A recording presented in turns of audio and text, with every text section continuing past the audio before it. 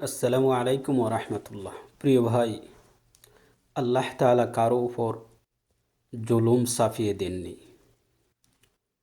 ইসলামের বিধান এত সুন্দর, যা কাউকে জালিম বানাতে সহযোগিতা করে নাই, বরং মজলুমকে জুলুম থেকে বাঁচতে সহযোগিতা করেছেন এবং জালিমদেরকে হেদায়তের পথে ফিরে আসার সুযোগ দিয়েছেন।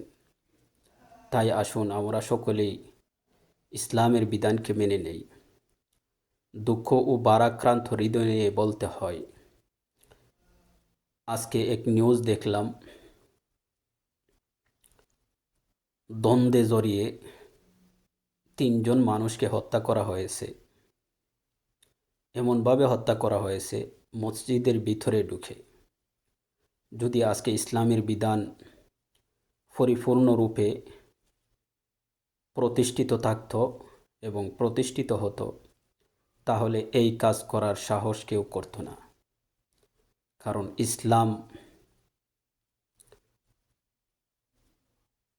সমতাকে পছন্দ করে, কারো উপর জুলুম করা পছন্দ করে না।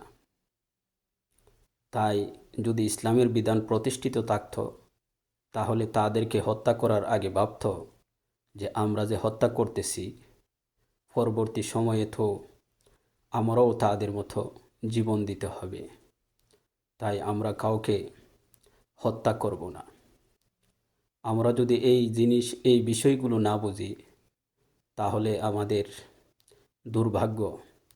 তাই আসুন আমরা সকলেই ইসলামের বিধানকে মেনে নেই। আল্লাহ তাআলা যেন সকলকে ইসলামের বিধান মানার তৌফিক দান করেন। আল্লাহ তাআলা আমাদেরকে সুস্থ মস্তিষ্ক দিয়েছেন, বিবেক বিবেচনা করার সুযোগ দিয়েছেন। তাই আমরা সকলেই আল্লাহ তাআলার দেওয়া সুস্থ মস্তিষ্ক আমরা যেন প্রতিফলিত করি এবং এর অপব্যবহার যেন না করি। দুনিয়াটা ক্ষণস্থায়ী, চিরস্থায়ী নয়। তাই আমরা যাই কিছু করি, শক্তির বলে, জ্ঞানের বলে, মেধার বলে, এর হিসাব আল্লাহ তাআলার কাছে পুঙ্খানুরূপে দিতে হবে। আল্লাহ তাআলা হাশরের ময়দানে জিজ্ঞেস করবেন, তোমাকে আমি এত শক্তি দিয়েছিলাম, তার বিনিময়ে তুমি কি করেছ? আমার প্রশংসা কি তুমি করেছ?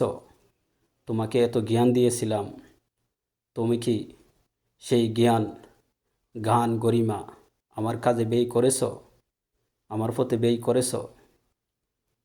তোমাকে ধন দৌলত দিয়েছিলাম, তুমি কি এতিম অসহায়দেরকে সাহায্য করেছ? আল্লাহ তাআলা এগুলোর পুঙ্খানুরূপে হিসাব গ্রহণ করবেন। তাই আসুন আমরা সকলেই ইসলামের বিধানকে মেনে নেই এবং নিজেদের গড়ে ইসলামের আদর্শ প্রতিষ্ঠিত করি।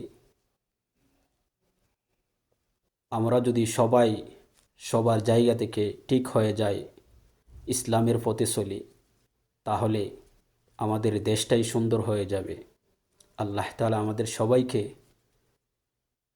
ইসলামের পথে চলার তৌফিক দান করুন। আমিন।